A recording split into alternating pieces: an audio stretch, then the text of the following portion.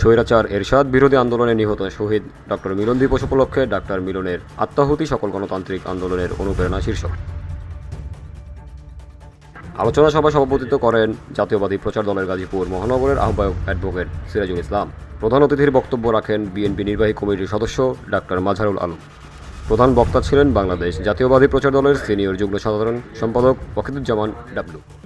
Doctor মিলন আসলে যেদিন 27 November নিহত হয়, 27 নভেম্বর থেকে পরবর্তী মাত্র 9 দিন, 6 ডিসেম্বর, মাঝখানে 9 দিন, 8 দিন, 8 দিনে এই ক্ষমতাধর স্বৈর শাসক এরশাদকে ক্ষমতাচ্যুত করা হয়েছিল। এই 8 দিনে আসলে বাংলাদেশের এই 18,000 বর্গ মাইল, 56,000 বর্গ মাইলের এই টোটাল সীমানার মধ্যে, এই মানচিত্রের মধ্যে মানুষের মধ্যে কি ধরনের চেতনা কাজ করেছিল, এইটার বিষয়ে আমি 2 মিনিট একটু কথা বলি।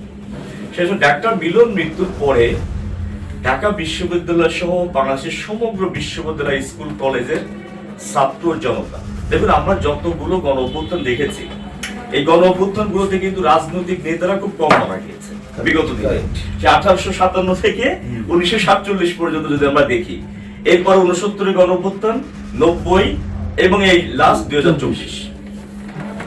বিশেষ অতিথি হিসেবে বক্তব্য রাখেন বাংলাদেশ সম্মিলিত পেশাজীবী পরিষদ গাজীপুরের সভাপতি অধ্যাপক নজরুল ইসলাম জাসাস, গাজীপুর মহানগর শাখার আহ্বায়ক সৈয়দ হাসান জুন্নুরাইন সোহেল, জাতীয়বাদী প্রচার দল কেন্দ্রীয় কমিটির যুগ্ম সাধারণ সম্পাদক অধ্যাপক আসাদুজ্জামান আকাশ, ঢ্যাব গাজীপুর মহানগরের সিনিয়র যুগ্ম আহ্বায়ক ডাক্তার কামরুল ইসলাম। বক্তব্য রাখেন জিয়া পরিষদ নেতা advocate Saiful Islam, engineer Alam master প্রমুখ। সঞ্চালনা করেন জাতীয়বাদী প্রচার দল গাজীপুর মহানগরের সদস্য সচিব অ্যাডভোকেট আশরাফুল হুদা। প্রধান অতিথির বক্তব্যে মাজহার বলেন, শহীদ ডাক্তার মিলনের রক্ত হাজার বছরের স্বাধীনতা ও গণতন্ত্রের সৈনিকদের রক্তের সাথে একাকার হয়েছে। জাতীয় কবি কাজী নজরুল ইসলাম, মজলুম জননেতা মাওলানা ভাসানী এবং মহান মুক্তিযুদ্ধের কালজয়ী সিপাহ সালের শহীদ প্রেসিডেন্ট জিয়াউর রহমানের দেশপ্রেমের